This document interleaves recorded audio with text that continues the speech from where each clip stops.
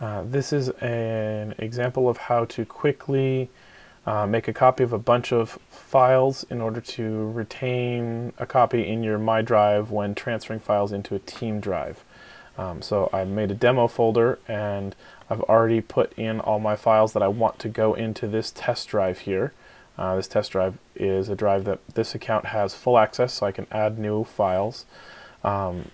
Theoretically, these could be owned by a bunch of people as long as I have enough access to be able to make a copy of it. Currently, these are sorted by name, but they could also be sorted by date stamp. Doesn't really matter.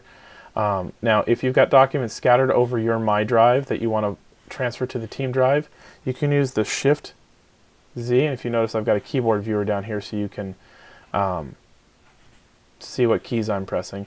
If I click on My Drive, I can add that file to that spot. If I click on Team Drives, I can't add that file to the team drive because when it's in My Drive, I own it. If it's in a team drive, the team drive owns it. You can't have a file that is owned by two people. It doesn't work. So if I want to put it in my team drive, I have to transfer that copy. I have to move it into the team drive so that the team drive has ownership of it.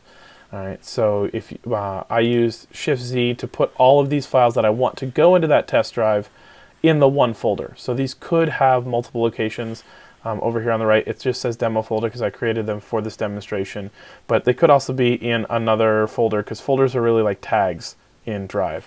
So what I'm going to do to copy them over, I'm going to hold the Shift key and select all of them. I'm going to right click and, my keyboard viewer is in the way, and make a copy. And this is going to take a minute.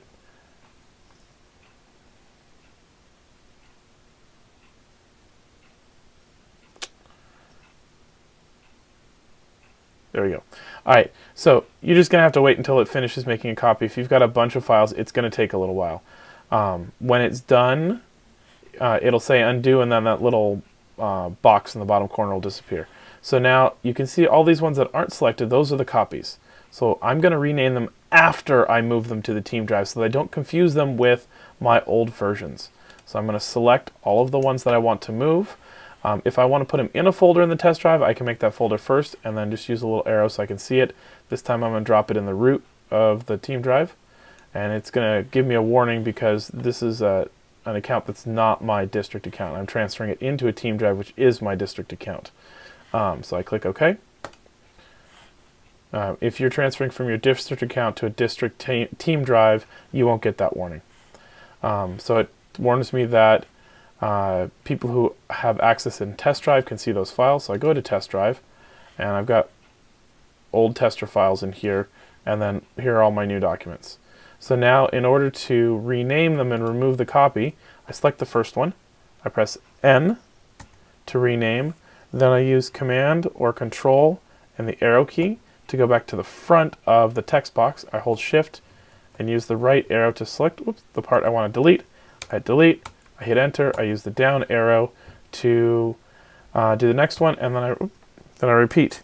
N, Command left arrow, Shift right arrow, delete, enter, move down, N, Command arrow, Shift arrow, delete, enter. And it's going to take a little bit to do this because you can only go so fast, but this is the fastest way that I have found. My hands are not leaving the keyboard. I'd be doing this faster, except I'm talking and typing at the same time, which is never quick. So I accidentally tried to delete the whole name, so let's fix that. I just hit escape when I put the wrong thing in so that it didn't actually change the name. And then I'm working my way through all 8 of my files. It is way, way faster to do this with a keyboard than to try and use your mouse for this. So I have now renamed all of my files so that they no longer have copy of at the front of them.